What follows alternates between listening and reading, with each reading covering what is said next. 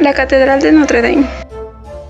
Ubicada en París, Francia, es una de las obras más reconocidas del gótico. Su nombre significa Nuestra Señora de París y está consagrada y dedicada a la Virgen María.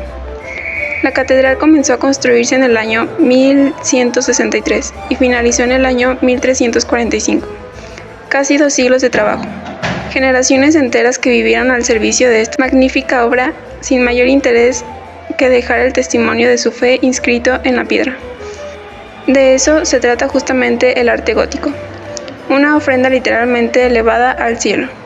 El proyecto fue impulsado por el obispo Maurice de Sully durante el reinado de Luis VII. Contó con el apoyo del rey y la participación económica de todas las clases sociales de París, gracias a lo cual el trabajo no sufrió interrupciones. La isla de la Cité de París, en donde ésta se encuentra, es una pequeña isla situada en el medio del sur Sena, que siglos atrás había sido un lugar de culto celta y romano, en la que había un templo dedicado a Júpiter. Tras la cristianización de Europa, se construyó también una iglesia románica conocida como Saint-Étienne. Pero en el cambio cultural que hizo posible la formación de ciudades, pronto apareció el interés por construir una iglesia acorde a los nuevos templos. Esta sería la Catedral Gótica de Notre Dame. Se inspiró, como era propio en la época, en el modelo de la Abadía de Saint-Denis, donde el Haddad Suger había aplicado por primera vez la llamada estética de la luz, corazón del arte gótico. La primera característica resaltante de esta obra es su monumentalidad y su poder simbólico, pero en honor a la verdad, así solía ser el arte gótico, con una visión de mundo teocéntrica. Cada espacio de un edificio gótico era diligentemente cuidado y aunque no tuviera una función, recibía la detallista atención de artesanos que creían que Dios los observaba.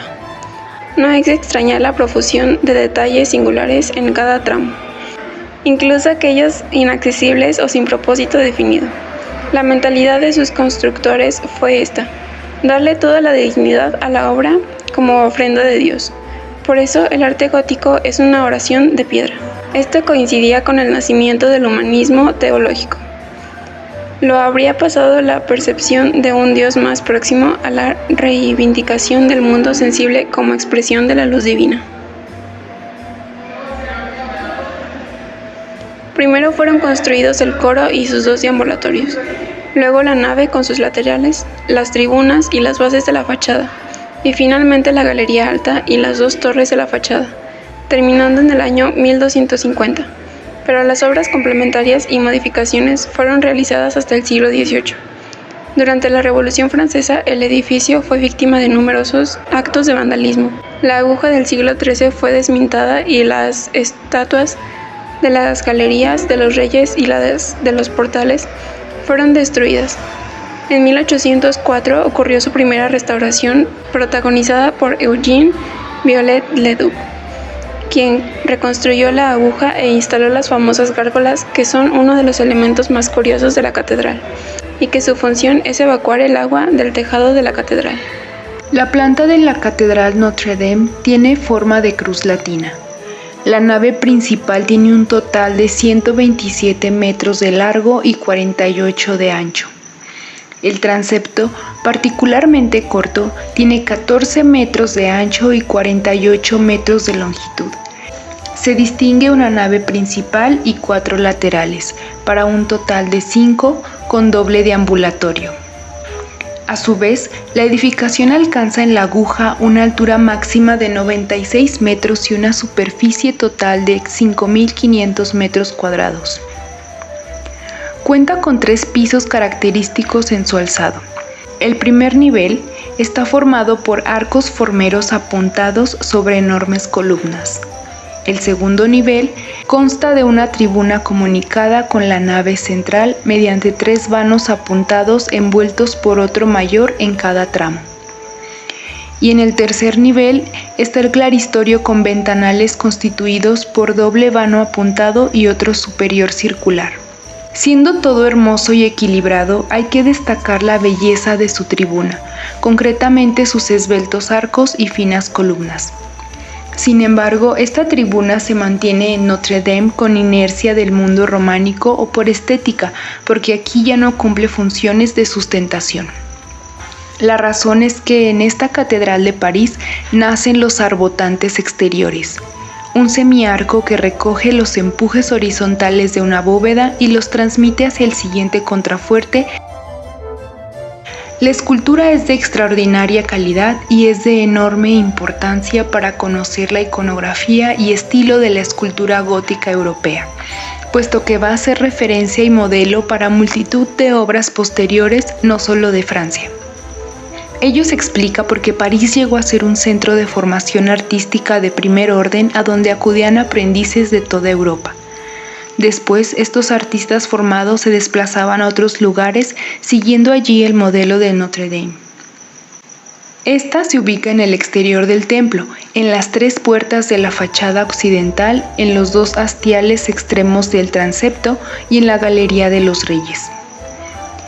La escultura de la fachada occidental, salvo el tímpano de la puerta de Santa Ana, es toda de comienzos del siglo XIII y se considera dentro del gótico clásico.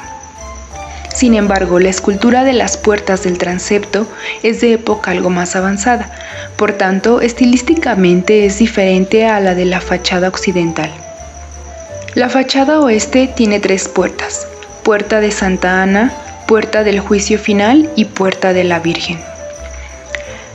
La Puerta de Santa Ana tiene la particularidad de que buena parte de su escultura es anterior a la construcción de la catedral gótica, reutilizándose de una construcción anterior de finales del siglo XII y que podríamos calificar de tardorrománica.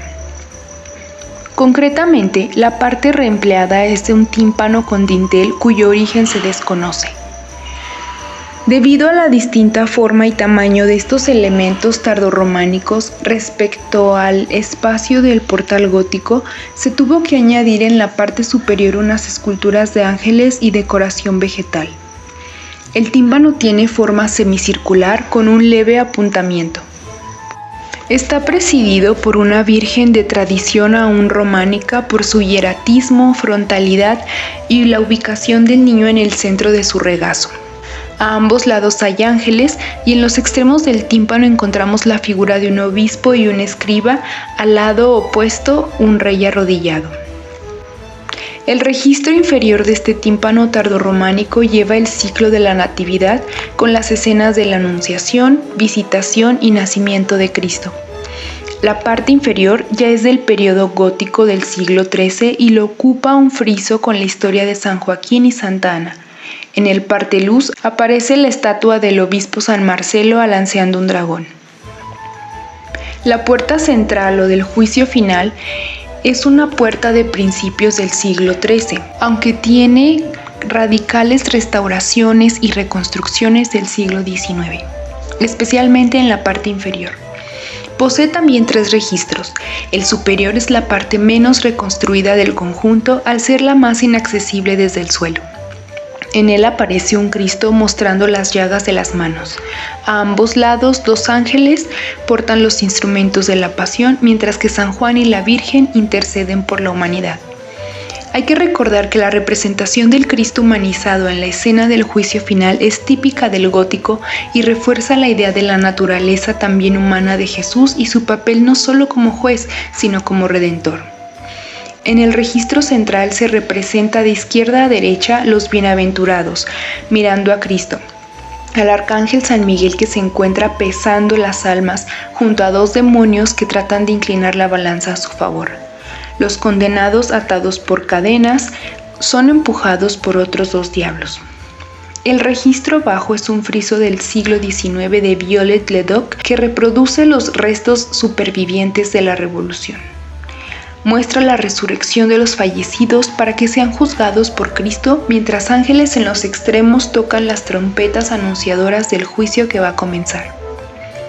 En el parteluz de la puerta del Juicio Final, vuelve a aparecer la solemne figura de Cristo, mostrando en los extremos el mundo de los condenados a la derecha y de los bienaventurados a la izquierda. En estas arquivoltas también aparecen ángeles, patriarcas, etc. En las jambas se representa a un apostolado, muy rehecho al sufrir importantes deterioros por su fácil accesibilidad. Cada uno tiene su atributo identificativo, que fueron la mayoría destruidos o cambiados de sitio durante la Revolución.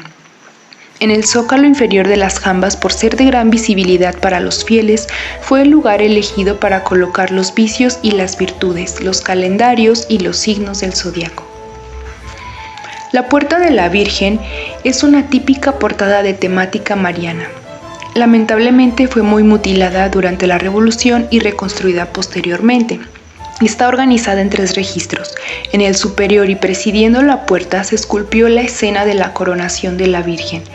En el registro central se colocó la escena de la dormición o muerte de la Virgen. Y en el registro inferior, en el lugar del dintel, se representan a los patriarcas. En el parteluz aparece la Virgen de pie con el niño en su brazo izquierdo. En las jambas aparecen santos, patriarcas del Antiguo Testamento, reyes y otros personajes. La puerta del claustro, la puerta norte del transepto, es por la que accedían al templo los canónigos desde el claustro del clero. La puerta central posee 3 registros. En el inferior se desarrolla el ciclo de la infancia de Cristo. A la izquierda aparece el nacimiento de él, luego aparece la presentación de Jesús en el templo y posteriormente aparece la escena de la matanza de los santos inocentes. En el extremo de la derecha, como fin de la secuencia, aparece la huida a Egipto. En el parteluz aparece la figura de la Virgen con el niño, cuya escultura está prácticamente perdida. Y en la puerta sur del transepto, o en la puerta de San Esteban, se aprecia en la talla el momento más evolucionado y tardío en que se realizaron con relación a otras puertas de la catedral. Las figuras de los personajes se despegan del muro y adquieren posturas y gestos más vivos y dinámicos, lo que incrementa el naturalismo y la capacidad narrativa de la historia. La catedral posee 113 vidrieras y fueron realizadas de nuevo en el siglo XIX por el taller de Viollet-le-Duc debido al mal estado de las originales. Tiene también 3 rosetones, el del norte y el del sur miden 13 metros de diámetro y el de la fachada principal mide 10 metros. En Notre Dame se han celebrado importantes acontecimientos, entre los que cabría destacar la coronación de Napoleón Bonaparte en 1804. Otro de los hechos históricos que sucedieron en el interior de la catedral fue la beatificación de Juana de Arco en 1909 y la coronación de Enrique VI de Inglaterra. El incendio de la catedral en el 2019 ocurrió justo el 15 de abril, cuando se conmemora el Día Mundial del Arte, por lo que se convirtió en uno de los monumentos más populares de la capital francesa para los turistas, con un total de 13 millones de visitas anuales.